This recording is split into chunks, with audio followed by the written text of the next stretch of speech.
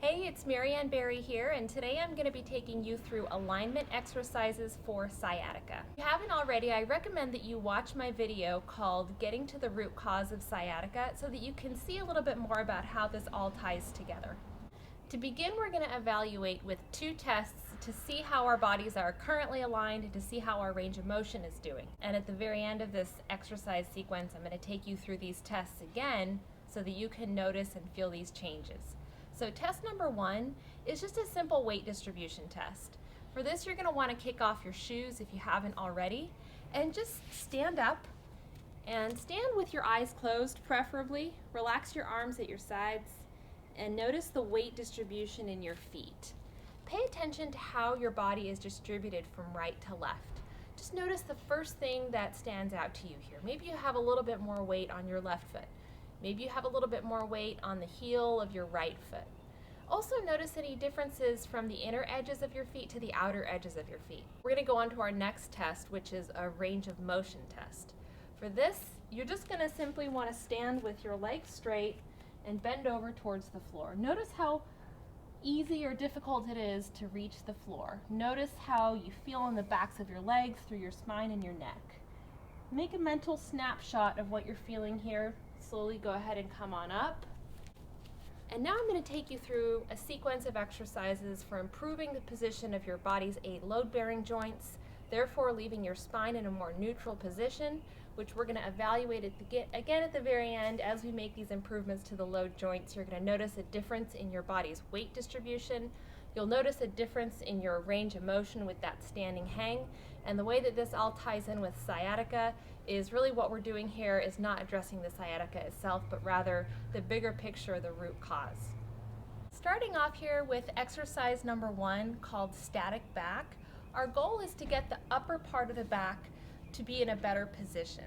For a static back, you're going to want to just lay down on the floor, and you're going to put your legs up over a block or a chair, just whatever you have available to you.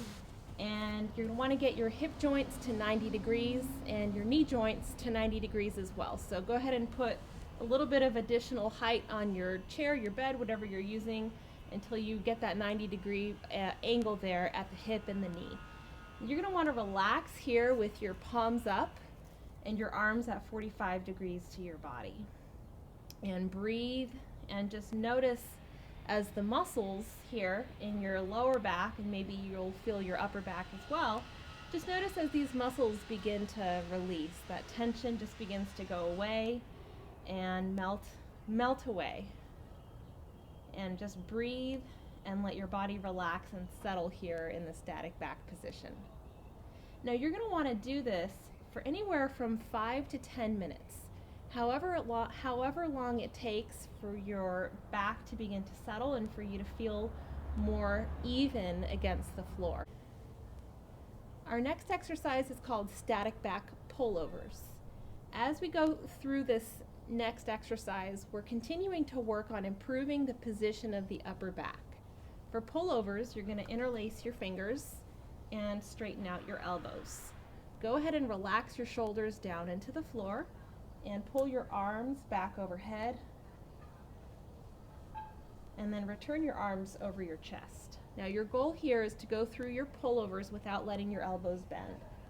So if at any point you notice your elbows starting to bend, you'll want to stop there, bring your arms back over your chest, and on your next rep, just don't go as far back. Continuing to prioritize keeping those elbows straight. Inhale as you pull back. Exhale as you come forward. As you go through the pullovers, make sure that you're keeping your stomach muscles relaxed. Now, a lot of people tell me they notice their lower back arching as they pull back. And if you notice that, that's okay. You don't want to tense up your stomach to try to hold your lower back down against the floor. Instead, what you'll want to do is just pull back as far as you can before your lower back begins to arch or before your rib cage begins to lift up. So your goal here is really to keep your stomach relaxed and keep those elbow joints nice and straight, and just work within whatever range of motion you have here And be sure to emphasize breathing, inhaling as you pull back, exhaling as you pull forward. So that is the static back pullovers. You're going to want to go through a total of 3 sets of 10 reps for a total of 30 reps on the static back pullovers.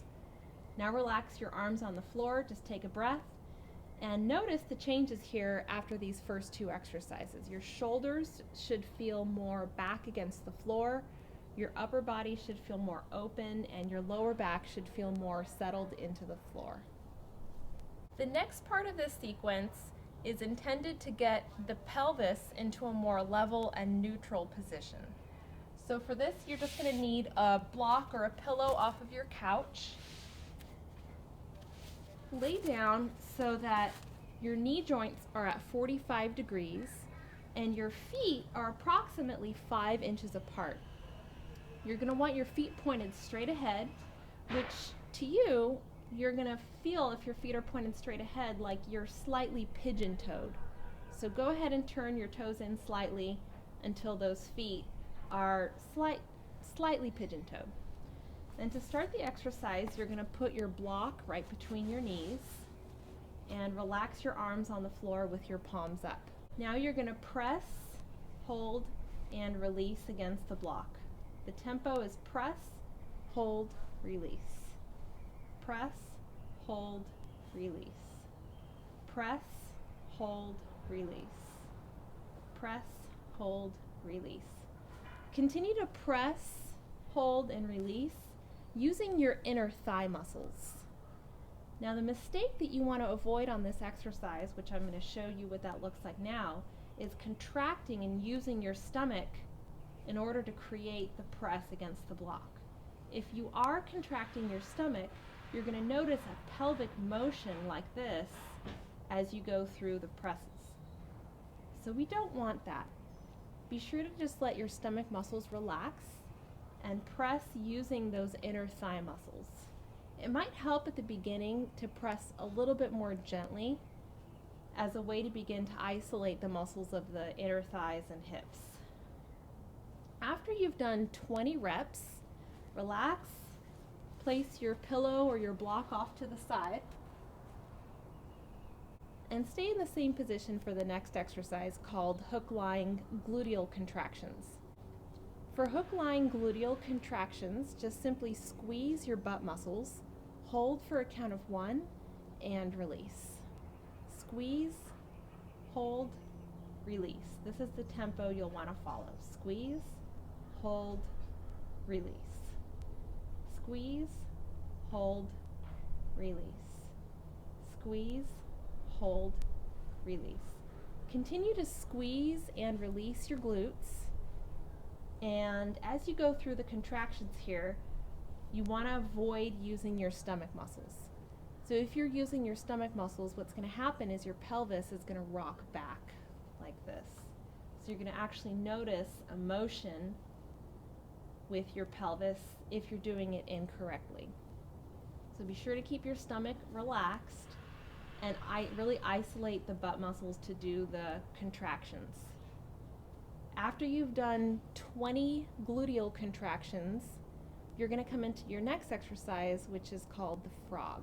For the frog, just simply, first of all, keeping your knee joints at 45 degrees. From there, you're going to slide the soles of your feet together and let your knees fall apart. Don't press your knees down into the floor. And don't press your lower back flat into the floor. Relax your stomach and let your hips relax.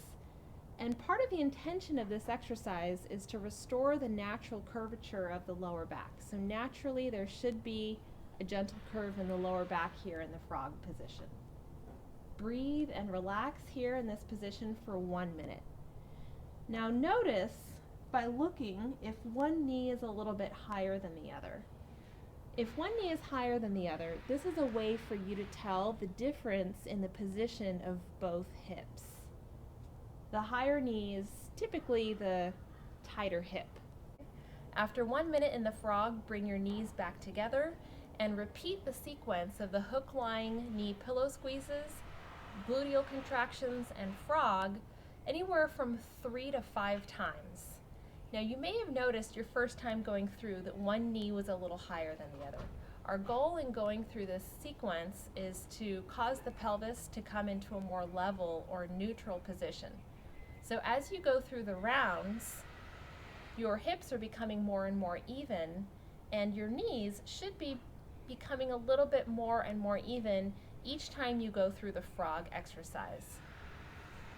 Our last exercise is called air bench. The purpose of air bench in this sequence is to reset the hips, to remind the hips that they're supposed to be equal from right to left, and to really leave the whole body in a neutral position. When you're doing air bench, safety is a really big priority, so be sure to use a surface that's not slippery, or you can use shoes or maybe even an exercise mat. For air bench, you'll want to walk your feet away from the wall and sit your hips against the wall so that you're in what we call an air bench position. Now the key to air bench is you're going to want your hip joint slightly higher than your knee and your ankle out in front of your knee slightly. Now you look down at your feet, and your feet should be slightly pigeon-toed. So be sure to turn your toes in slightly here. You're going to want to just relax your upper body and press your lower back against the wall here. So you should feel your quad muscles engaging. A big key to the air bench exercise is to let the stomach and the upper body relax. So don't hold your stomach in and don't press your upper body back against the wall. Relax the shoulders, let the stomach relax, and press through the balls of your feet so that your hips and lower back are even against the wall. Continue to press actively with pressure of the feet and the hips against the wall here, and you're going to want to hold this for 2 minutes. If you can't hold the full 2 minutes, do what you can and build up to the 2 minutes. So now that we've finished the sequence, we're going to retest the weight distribution and the range of motion that we did at the very beginning. So for the weight distribution test, just stand up and close your eyes, pay attention to the weight distribution in your feet, and notice any changes that you're feeling here compared to the beginning. What you're feeling is a change to the position of your body's 8 load-bearing joints. The whole purpose of these exercises was to improve your 8 load joint position, and any changes that you're noticing in your weight distribution is basically your body's way of telling you that your alignment has improved.